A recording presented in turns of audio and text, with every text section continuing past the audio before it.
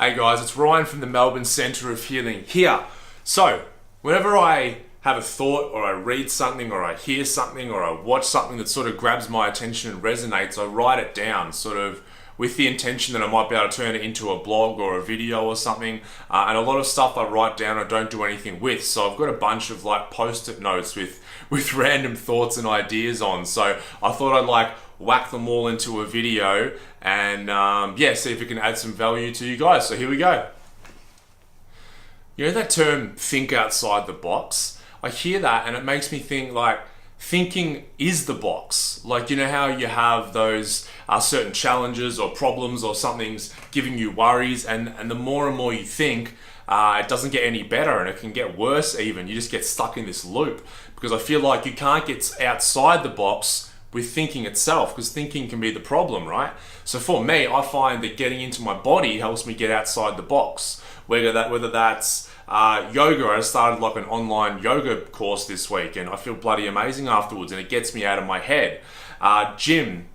I've been into the gym for a long time, and you can have a certain challenge or problem that's going around your head and you can't solve it with your thinking. And if I go do a really intense gym workout, that problem doesn't even seem that significant. And then I'll normally have some sort of epiphany or some sort of creative solution will come out of that by getting out of my head and into my body. We can also use breath work to do that. Body awareness, which is like just sitting there and paying attention to exactly what's happening in your body right now. And any time that you get back into your head with thoughts, you just draw yourself back down into your body. So when people say think outside the box, I stop thinking and try and get into my body. Emotional contact is essential for health. Whenever we're looking at illness or disease, emotions need to be looked at first and foremost. I mean, the fact that emotional contact is essential for health is never more evident and more extreme than in the case that if you have a baby and that baby isn't picked up by a mother or some sort of nurturing adult and given emotional attunement, it can be fed and looked after in all other ways. But if it is not picked up and held, that baby will die. We live in this society that it just breeds stress and anxiety and fear. We're told we have to buy this car to be a certain way. We have to wear this certain cologne, wear these certain clothes. We have to go on certain places in holidays better than where our neighbors went. We live in this society of more. And what it's doing, it's breeding so much stress and stress hormones. When we're constantly bombarded with advertising and TV and movies that has an underlying message that you are not enough the way you are, then we tell ourselves that we're not enough, then we live in a constant state of sadness, hurt, fear, anxiety. And what happens when we're in that state? Our body releases stress hormones, it releases cortisol, it releases adrenaline. And what happens over the weeks, months and years, we marinate in these stress hormones. And like when we marinate a nice bit of chicken, the longer it marinates, the more deeper that marinade gets into the flesh. And when we marinate in stress hormones long enough, it breeds disease, it breeds illness. We're always trying to impress other people and get their approval, and we're always trying to be perfect in their eyes and our own eyes. We create this image of perfection to please other people, even though they're creating their own dream and their own image of perfection. And then once we create this image of perfection to portray to others, as soon as we're not perfect, which always happens because none of us are fucking perfect, then we criticize ourselves and we never will forgive ourselves for not being perfect. So fuck perfect.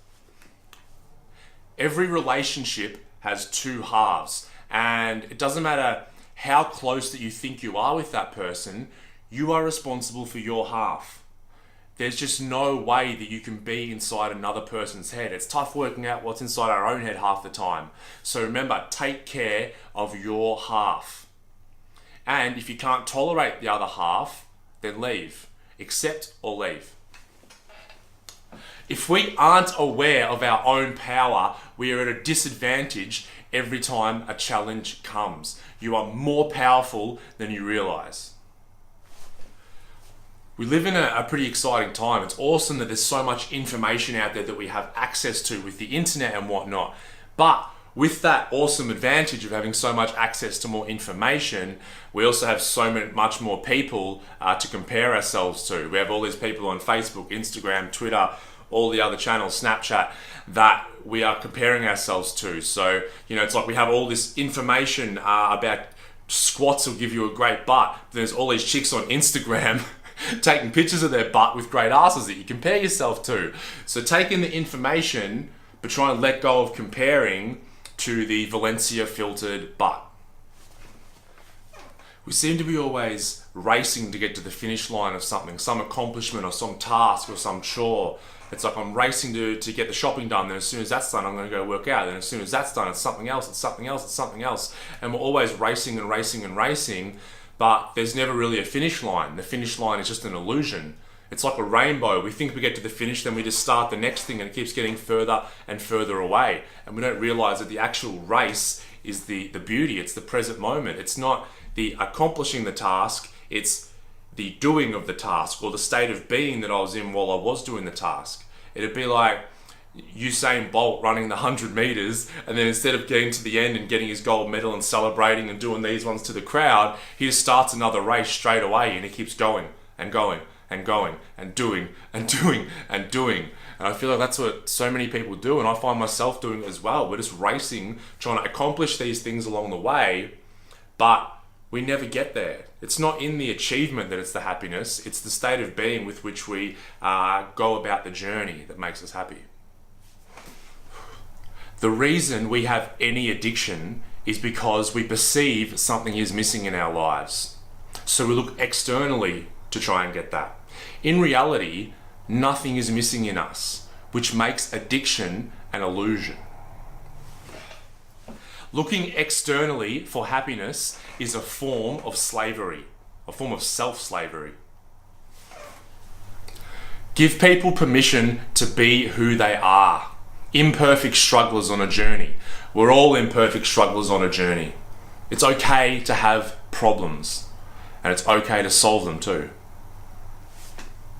Strive for gentleness, clear thinking, and love in all encounters with people.